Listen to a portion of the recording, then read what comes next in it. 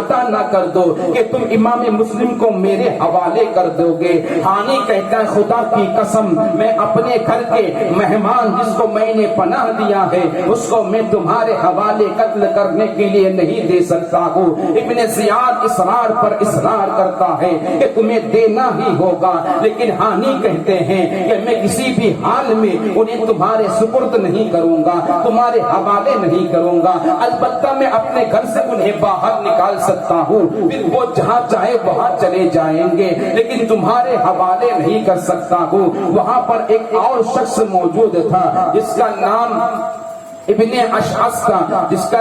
نام ایک اور شخص موجود تھا جو ابن زیاد کا مشیر تھا، جو دارالقصر عمارت میں وہاں پر مشورے دینے کا کام کرتا تھا۔ وہ کہتا ہے امیر پر اللہ کی رحمت نازل ہو، یا امیر آپ سلامت رہے، مجھے ہانی سے بات کرنے کا موقع دیجئے، مجھے ہانی سے بات کرنے کی اجازت دے دیجئے۔ وہ شخص ہانی کو اجازت ملنے کے بعد ایک طرف لے جاتا ہے، لے جا کر کہتا ہے اے ہانی تو کیوں ایسے اپنی مصیبت مول لے رہا ہے، تو امام مسلم کو ان کے حوالے کر دے، حکومت کے حوالے کر دے، انہیں یہ قتل نہیں کریں گے، انہیں کوئی تکلیف نہیں دیں گے، لیکن تو انہیں حوالے نہ کر کے تو اپنی جان پر اور اپنے قبیلے کے لوگوں پر کیوں خطرہ مول لے رہا ہے۔ لیکن ہانی تو ڈٹا ہوا ہے، ہانی کہتا ہے میں بالکل ان کے حوالے نہیں کر سکتا ہوں، اس میں میری ذلت اور میری رسوائی ہے۔ وہ شخص کہتا ہے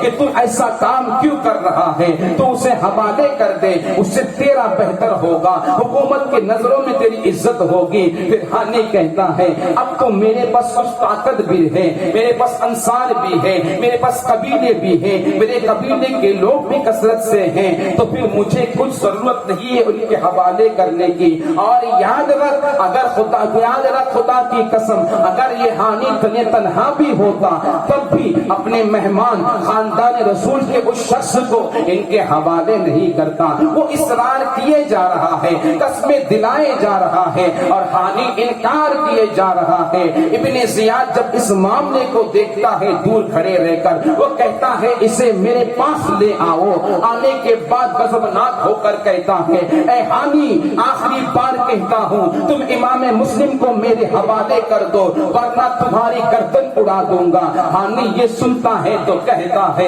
اگر ایسی بات ہے تب تو تیرے بھی ارد گرد چمکتے ہوئے تلوار چمکے گی، میرے بھی قبیلے کے لوگ اعانت کے لیے آ جائیں گے، میری مدد کے لیے آ جائیں گے۔ لہذا اتنا سننا تھا، وہ اسے اور غصہ آتا ہے، لہذا ڈنڈا لے کر ہانی کے چہرے پہ پیدر پہ وار کرتا ہے، اس سے ہانی کی ناک پھٹ جاتی ہے، بھاؤں کی ہڈی ٹوٹ جاتی ہے، ٹوٹنے کے بعد خون سے شرابور ہو جاتے ہیں، کپڑے لت پت ہو جاتے ہیں، اور پھر سپاہیوں کو حکم دیتے ہیں کہ اسے قید کر لو، اسے گرفتار کر لو اور قید میں ڈال دو، اب تو اس کی خیر نہیں ہے۔ اتنے میں ہانی قریب میں ایک سپاہی تھا، اس کی تلوار کو چھیننے جاتے ہیں، وہ سپاہی دور ہو جاتا ہے، جھڑپ سے اپنے ہاتھ ہٹا لیتا ہے، تلوار ہاتھ میں نہیں آتی ہے۔ اب ابن زیاد کہتا ہے اب تو نے اپنی جان بھی ہمارے لیے مباح کر دیا ہے کہ حکومت کے خلاف نے تلوار اٹھائی ہے،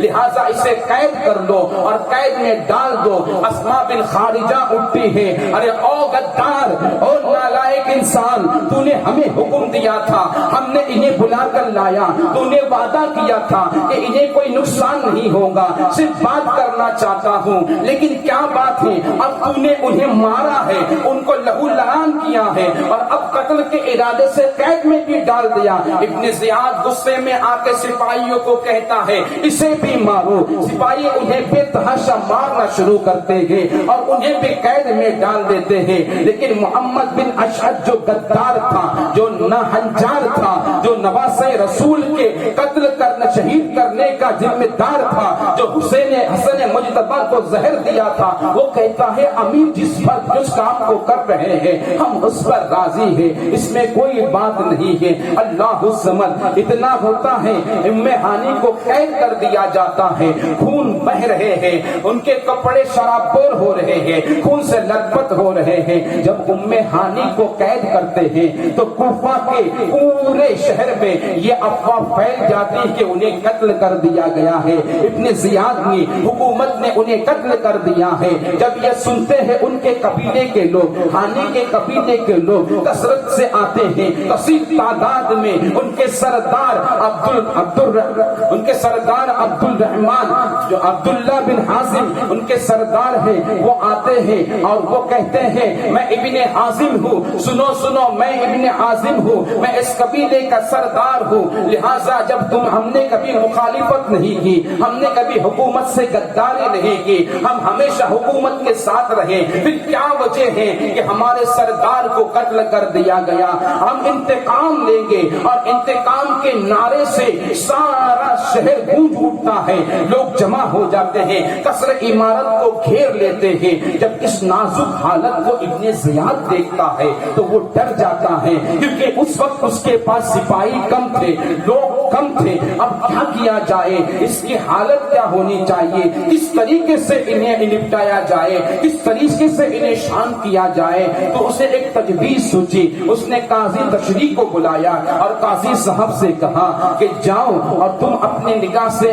ہانی کو دیکھ کر آؤ کہ وہ زندہ ہے، اسے قتل نہیں کیا گیا ہے، اور باہر آ کر ان کے قبیلے والوں سے اس بات کی گواہی دو، اس بات کی شہادت دو۔ اس طریقے سے وہ لوگ شانت ہو جائیں گے، وہ لوگ واپس لوٹ کر چلے جائیں گے۔ لہٰذا قاضی تشریح جب پہنچتے ہیں ہانی کے پاس، جب وہ قید میں ہیں، ابھی بھی ان کے خون بہ رہا ہے، ابھی بھی ان کے کپڑے لت پت ہیں، لہٰذا ہانی اندر قید سے ہی اپنے قبیلے کے لوگوں کے شور و شغب کو سن رہے ہیں، اپنے قبیلے کے آواز کو سن رہے ہیں۔ ایک میرے قبیلے کے لوگ آئے ہیں، قاضی سے کہتے ہیں ہانی، اے قاضی صاحب میرے قبیلے کے لوگ باہر آئے ہوئے ہیں، آپ اتنا کام کیجئے، ان کے پاس میرا ایک پیغام دیجئے کہ چند 10-12 لوگ بھی اگر اندر آ جائیں گے تو اس وقت اس قصرے کی، اس عمارت کی حالت یہ ہے کہ میں باہر چھوٹ جاؤں گا۔ قاضی کہتا ہے ٹھیک ہے کہہ کر فوراً باہر نکلتا ہی ہے کہ ابن زیاد اپنا ایک خاص جاسوس ان کے ساتھ کر دیتا ہے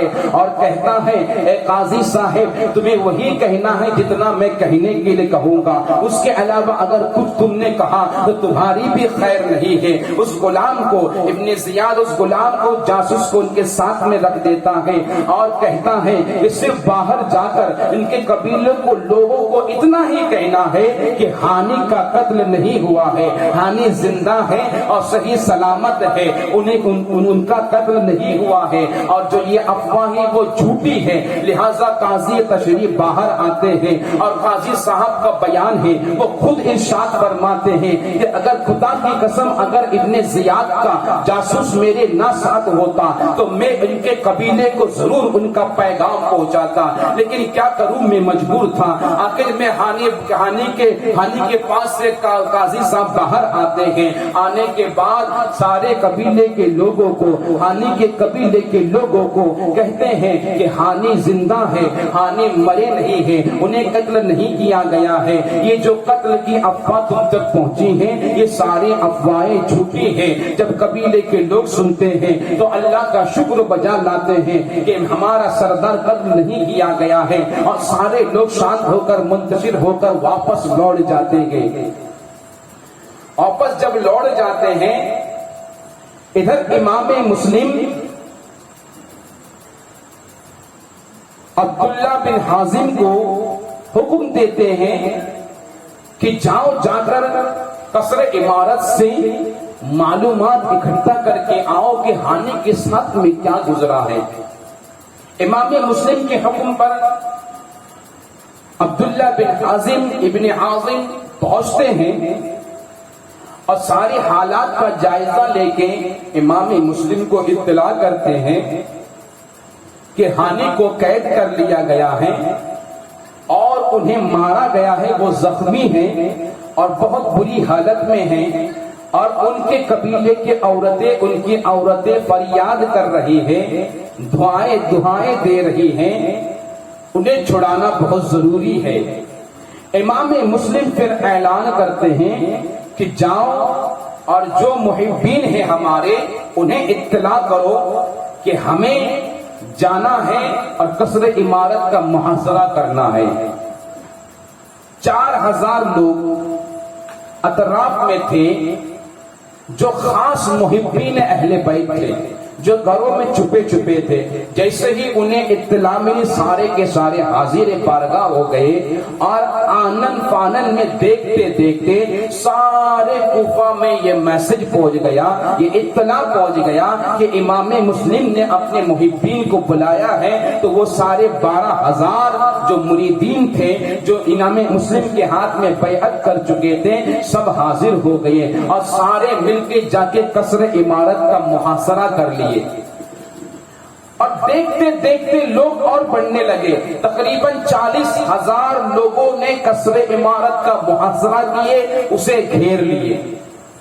اب ابن زیاد نے جب دیکھا کہ اب اگر امام مسلم نے حملہ کر دیا تو میرا بچنا مشکل ہے، اس عمارت کو بچانا مشکل ہے، کیونکہ میرے پاس سپاہی کم ہیں اور یہ اتنے کثیر تعداد میں ہیں۔ اور آپ یقین جانیے کہ امام مسلم اگر اس وقت حملے کا حکم دیتے، اس وقت حملہ کر بیٹھتے تو یہ ابن زیاد کو فرار ہونے کا موقع بھی نہ ملتا اور قصر عمارت پر قبضہ بھی ہو جاتا، اور وہی لشکر لے کے اگر تخت پلٹانا چاہتے تو یزید کے تخت کو بھی پلٹا دیتے، وہ لشکر کا سیلاب یزید کے تخت کو بھی بہا لے جاتا۔ لیکن آپ نے ایسا نہیں کیا، آپ نے حملے کا حکم نہیں دیا، آپ نے صبر کا دامن تھاما اور یہ سوچا کہ ہو سکتا ہے گفتگو کر کے کوئی صلح کا راستہ نکلے، کوئی صلح کا راستہ مہیا ہو جائے اور مسلمانوں کا خون بہنے سے بچ جائے۔ لیکن آپ کا صبر کرنا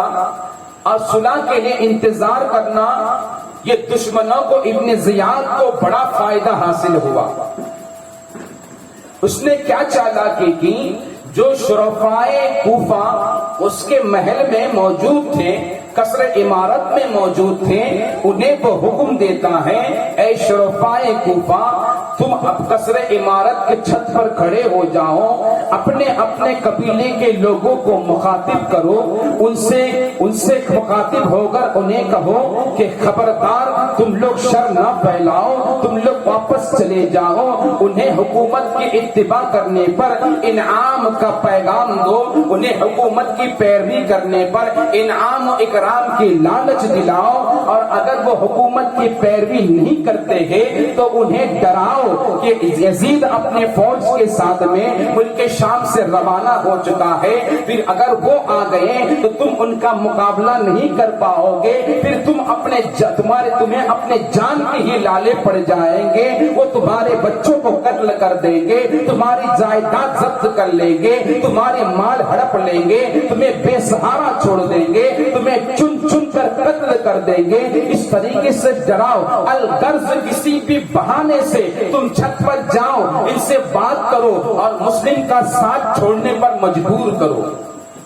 ابن زیاد نے کس سے کہا؟ جو شرافا تھے اس وقت قصر عمارت میں موجود تھے اندر، اور باقی قبیلے کے جو 40,000 لوگ تھے وہ قصر عمارت کو گھیرے ہوئے تھے۔ ابن زیاد کا یہ حکم پاتے سارے شرفا چھت پر چڑھ گئے۔ چھت پہ جانے کے بعد انہوں نے تقریر شروع کی، سبوں سے بولنا شروع کیا کہ اے میرے گھر والوں، اے میرے قبیلے والوں، کیوں تم اپنے جان کو خطرے میں ڈال رہے ہو؟ کیوں فساد کا ساتھ دے رہے ہو؟ کیوں بغاوت کر رہے ہو؟ یاد رکھو ابن زیاد نے قسم اٹھایا ہے کہ اگر تم نے حکومت سے بغاوت کی اور اگر تم نے ان سے لڑائی کی، جنگ کی، تو وہ تمہارے بچے تک کو نہیں چھوڑے گا، تمہاری زمین و جائیداد ہڑپ کر لے جائے گا۔ اور یاد رکھو یزید اپنے فوج کے ساتھ میں ملک شام سے نکل چکا ہے، اگر وہ یہاں وہاں پہنچ جائیں گے تو تم میں سے کوئی بچ نہ پائے گا، تم میں سے کوئی ان کے ساتھ مقابلہ نہیں کر پائے گا۔ لہذا بھلائی اسی میں ہے، اپنی جان بچاؤ اور اپنے اپنے گھروں کو لوٹ جاؤ، اپنے اپنے گھروں میں چلے جاؤ۔ جب ان کی یہ تقریر سنتے ہیں، شرفاء کی تقریر سے پورے مجمع میں کھلبلی مچ جاتی ہے، پورا مجمع کھلبلا ہو جاتا ہے۔ ان کی عورتیں اپنے مردوں کو بلاتے ہیں، بھائی بہنوں بہن بھائی کو بلاتے ہیں، بچے بچے اپنے اباؤں کو بلا رہے ہیں، سب کو بلا کر امام مسلم کا ساتھ چھوڑنے پر مجبور کر رہے ہیں، سمجھا رہے ہیں۔ اب سب گھبرا گئے ہیں، اب سب بے وفائی پر اتر آئے ہیں۔ اب امام مسلم کیا دیکھتے ہیں، 10 ادھر سے نکلا، 20 ادھر سے نکلا، آہستہ آہستہ بھیڑ کم ہوتے جا رہا ہے۔ آخر کار مغرب کی نماز تک صرف 30 آدمی ان کے ساتھ میں پیچھے کھڑا ہے۔ 40,000 لوگ ایک بیان پر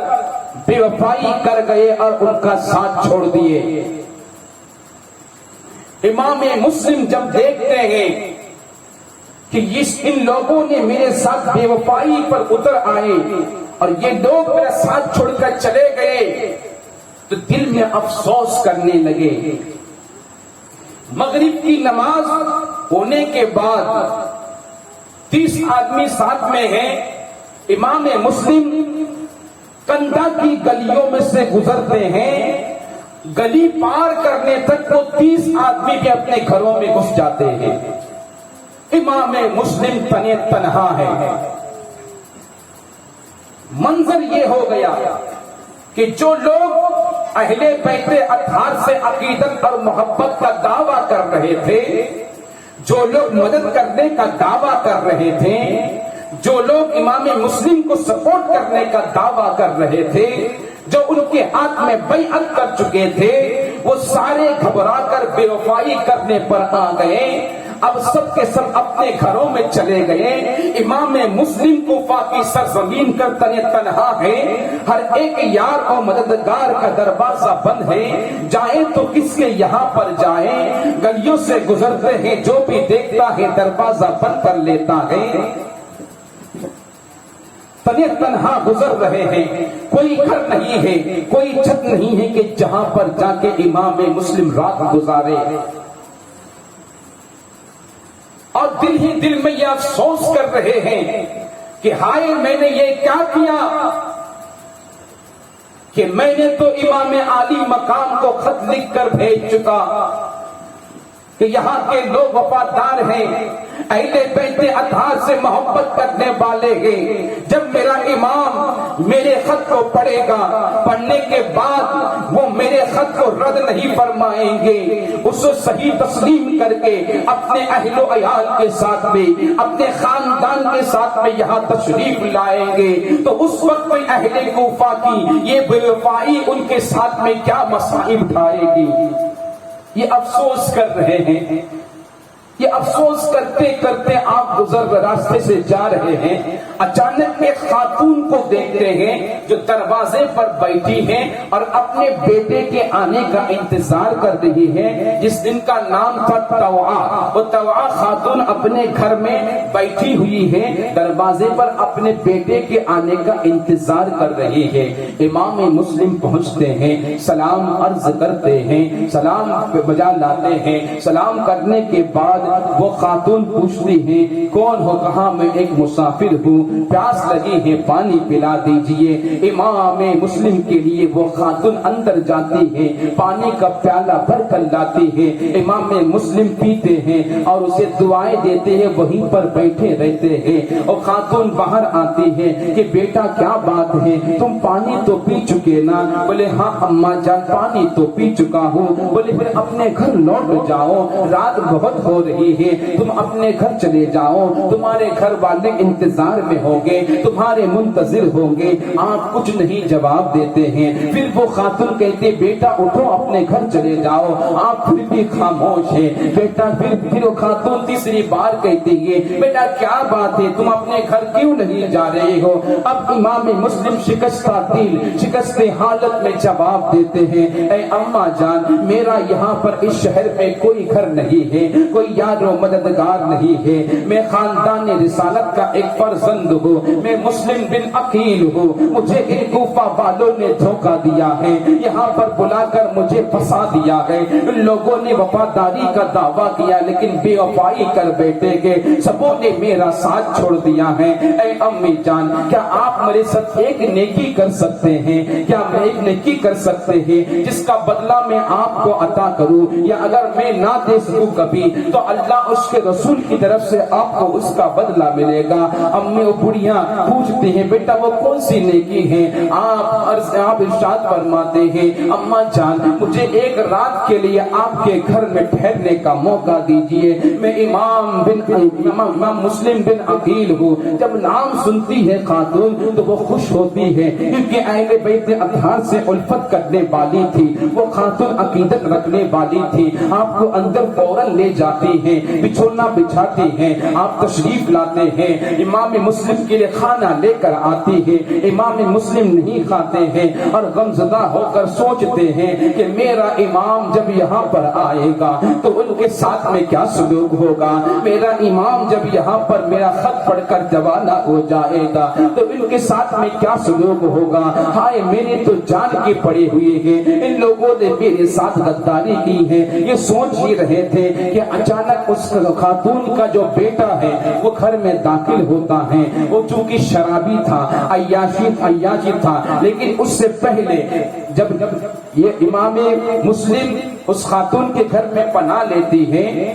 اور ابن زیاد کو جب معلوم پڑ جاتا ہے کہ سارے کوفہ والوں نے مسلم کا ساتھ چھوڑ دیا ہے، کوئی ان کا ساتھ نہیں دے رہا ہے، تو اس نے اعلان کروایا کہ جاؤ ڈھونڈو جو بھی امام مسلم کو پناہ دے گا اپنے گھر میں، اس کی خیر نہیں ہے، اس کے گھر بار کو برباد کر دیا جائے گا، اسے قتل کر دیا جائے گا، اور جو امام مسلم کو پکڑ کر ہمارے حوالے کرے گا اسے انعام دیا جائے گا، اسے انعام سے نوازے جائیں گے۔ یہ اعلان دیکھتے دیکھتے کوفہ کے گلیوں میں گونج پڑا، اور اس نے پھر دارالشرط جو شرط تھا، یعنی جو محافظ کا، جو پولیس کا جو ہیڈ تھا، اس کو حکم دیا کہ سارے راہیں بند کر دو، سارے آنے جانے کے راستے پر ناکہ بندی کرا دو، اور امام مسلم کسی بھی صورت یہاں سے باہر نہیں جانا چاہیے، اگر وہ باہر چلے گئے اور تم نے پکڑ کر نہیں لایا تو تمہاری بھی خیریت نہیں ہے۔ اب ہر طرف ناکہ بندی ہو چکی ہے، اور امام مسلم اس خاتون کے گھر میں پناہ لیتی ہے۔ کچھ دیر کے بعد اس خاتون کا بیٹا جو شرابی تھا، عیاشی تھا، وہ گھر میں آتا ہے اور بار بار اماں جان کو اس کمرے میں جاتے ہوئے دیکھتا ہے، تو پوچھتا ہے اماں جان کیا بات ہے، اب بار بار اس کمرے میں کیوں جا رہے ہو جہاں پر امام مسلم بیٹھے ہوئے تھے، امام مسلم پناہ لیے ہوئے تھے، لیکن امی پہلے تو چھپاتی ہے، لیکن بیٹے کے اصرار کرنے پر اسے وعدہ لے کر راز و نیاز سے اسے کہہ دیتا ہے، ان سے کہہ دیتی ہے کہ امام مسلم بن عقیل ہمارے یہاں پر مہمان ہے۔ یہ من ہی من میں خوش ہوتا ہے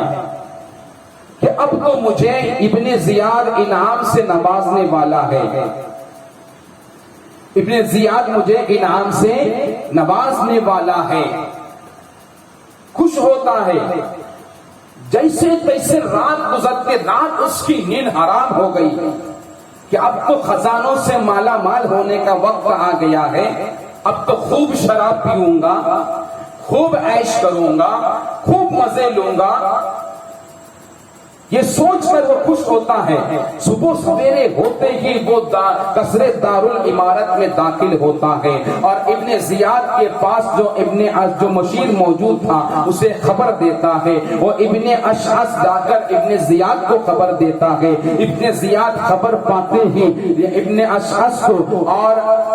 اور عمر بن عبداللہ کو سپاہیوں کے ساتھ میں بھیج دیتا ہے کہ جاؤ اس خاتون کے گھر کا محاصرہ کرو، اسے چاروں طرف گھیر لو اور مسلم کو گرفتار کر کے میرے پاس لے آؤ۔ لہذا صبح سویرے اس خاتون کے گھروں کو چاروں طرف سے گھیر لیا جاتا ہے۔ امام مسلم تنے تنہا اندر ہے، کچھ سپاہی تلوار لے کر اندر داخل ہوتے گئے، امام مسلم تلوار کو نیام سے باہر نکالتے گئے، ان کو مار مار کر کھدیڑ دیتے گئے، وہ سپاہی باہر آتے گئے، پھر ایک گروہ اندر داخل ہوتا ہے، لیکن انہیں کیا پتا تھا امام مسلم تنے تنہا ہے لیکن شیر ہاشمی ہے، ہاشمی کی اولاد ہے، امام نانا جان کی نسل ہے، نانا جان کا نواسا ہے، امام عالی مقام کے بھائی ہے۔ لہذا آپ کی شجاعت کو دیکھ کر وہ سپاہی مار کھا کے باہر آ رہے ہیں، لیکن اچانک میں ایک شخص تھا جس کا نام ہمرا تھا، اس نے ایک وار کیا امام مسلم پر۔ امام مسلم پر جو ہی وار کرتا ہے امام مسلم کے ہونٹ پر وہ وار لگتے ہیں، آپ کے نیچے کا ہونٹ کٹ جاتا ہے، دو دانت آپ کے گر جاتے ہیں، لیکن امام مسلم خون سے لہو لہان ہے، لیکن اس کے بعد بھی شجاعت کا یہ عالم ہے کہ جو بھی آ رہا ہے آپ کے تلوار کے ضرب سے نہیں بچ رہا ہے۔ جب اس نے وار کیا تو امام مسلم نے پلٹ کر اس کے سر پر اپنی تلوار سے وار کیا، اس کے سر پھٹنے آیا، پھر اتنا زوردار اس کے کاندھے پہ وار کیا کہ کاندھا چیرتا ہوا وہ تلوار اس کے پیٹ تک اتر گیا، وہ انسان جہنم رسید ہو گیا۔ جب اس شجاعت کو دیکھتا ہے، جب ان کی سپاہی اس بہادری کو دیکھتے ہیں تو کچھ سپاہی چھت پر چڑھ جاتے ہیں، کچھ اور گلیوں میں چڑھ جاتے ہیں اور وہاں سے پتھر برساتے ہیں، لکڑیاں برساتے ہیں۔ امام مسلم جب دیکھتے ہیں کہ یہ لوگ اوپر سے حملہ کر رہے ہیں، آپ ایک ہی چھلانگ میں اوپر جاتے ہیں، وہاں سے کئیوں کو جہنم